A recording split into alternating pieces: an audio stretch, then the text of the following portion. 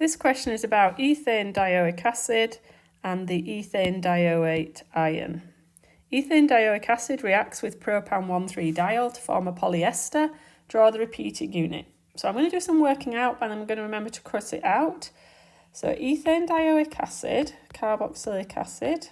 I've got the structure at the top, so I'm just showing it out as a more displayed but not fully displayed. And then it's going to polymerize with propane 1,3-diol. Remembering that this is condensation polymerization, so we're losing the OH from the carboxylic acid and the hydrogen from the alcohol. Let me repeat that at the other ends. So if we were to remove the yellow highlighted bits, they're the waters, we can see that we've got a trailing bond into a C with a double bond O, with another C with a double bond O. The next bond, we lose the water from the middle there and we join to the O of the alcohol. Then there's 3 CH2s, then there's another O, and then there'll be a trailing bond at the other end. So I'm going to cross through my working out and leave just my answer. Explain why polyesters are biodegradable but polyalkenes are not. So what we've drawn above is a polyester, and we can see that they have polar bonds in the chain. So it's that CO bonds in the polymer chain.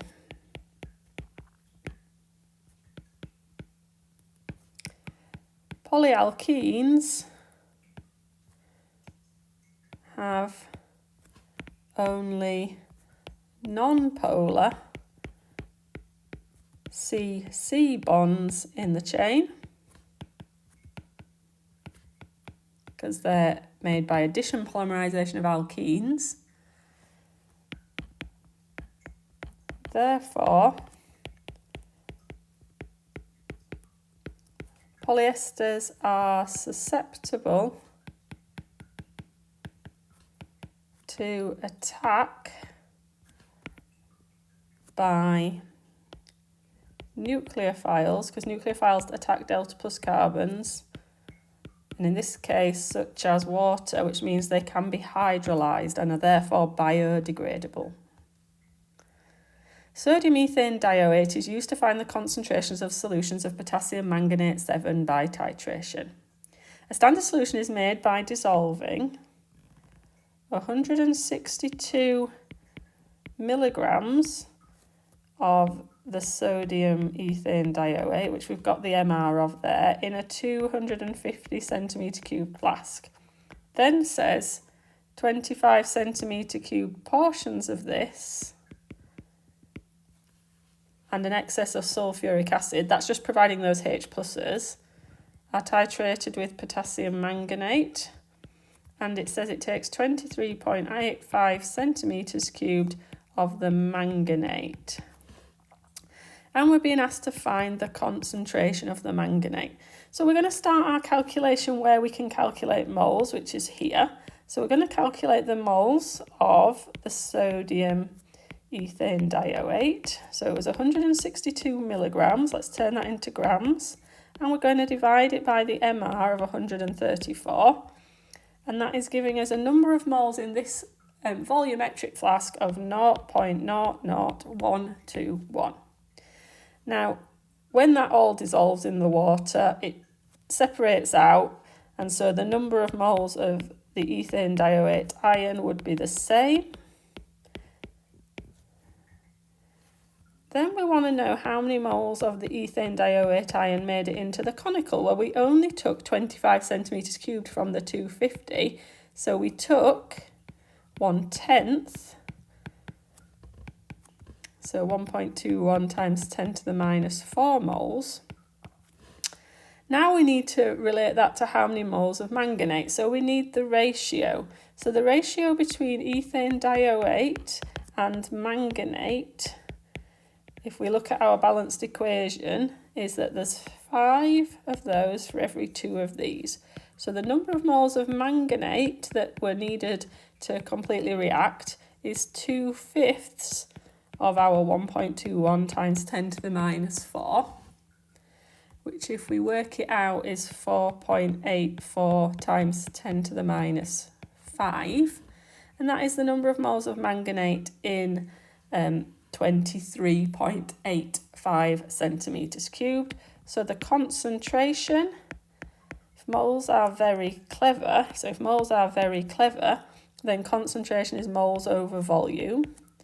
So 4.84 times 10 to the minus 5 divided by the volume, 23.85, turn it into decimetres cubed, times 10 to the minus 3.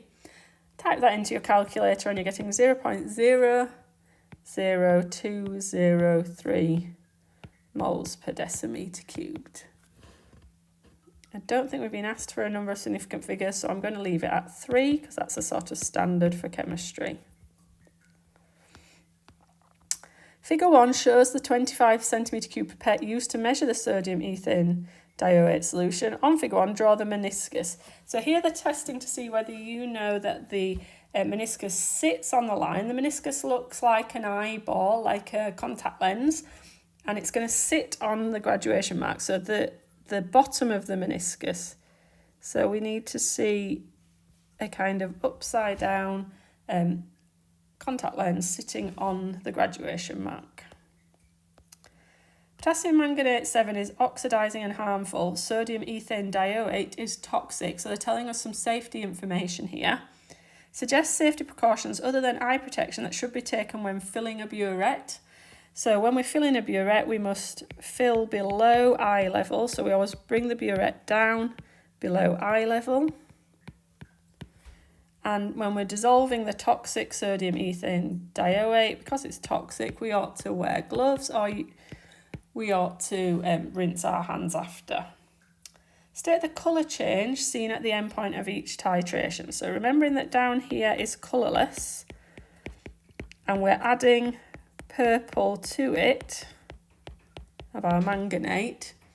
So it's going to be colourless until there's an extra drop of purple added, and that purple, in one drop of purple in all of that colourless, is going to make it go pale pink. When the purple doesn't react anymore, so it's in excess, we'll see one drop of leftover purple in the colourless, it'll be pale pink. Figure 2 shows the burette containing potassium manganate 7 solution. Give 2 practical steps needed before recording the initial burette reading. So we need to get rid of this because funnels drip during titration, so we need to remove the funnel.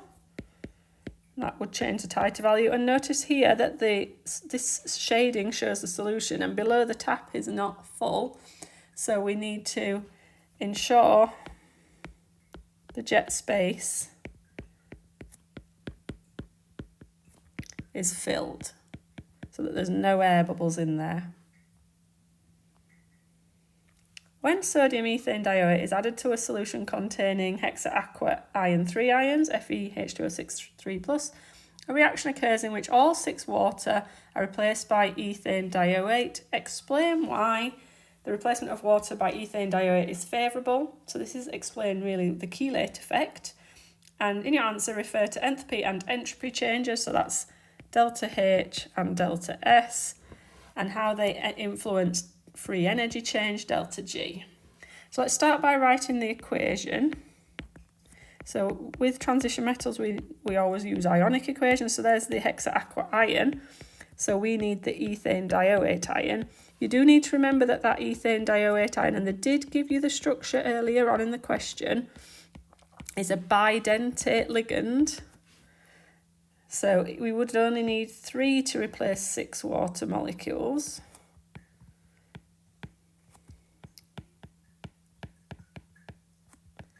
But the charge on each of those is 2-, so 3+ and 3 lots of 2- makes us 3- and 6 water. So this is our equation.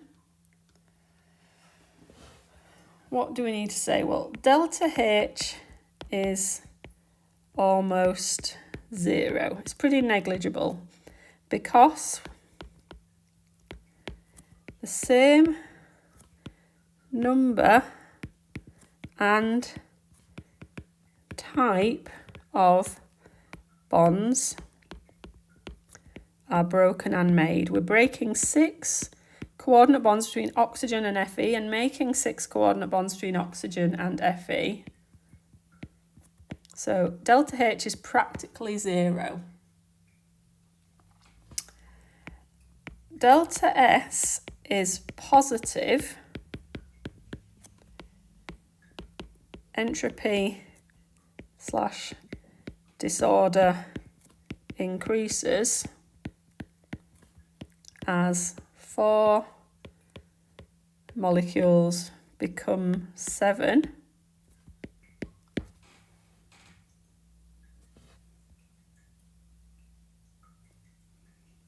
And then delta G equals delta H minus T delta S.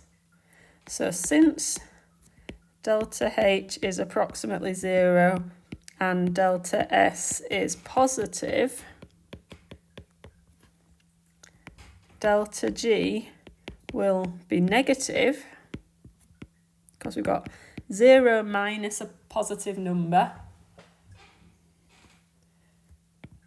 Therefore, the reaction is feasible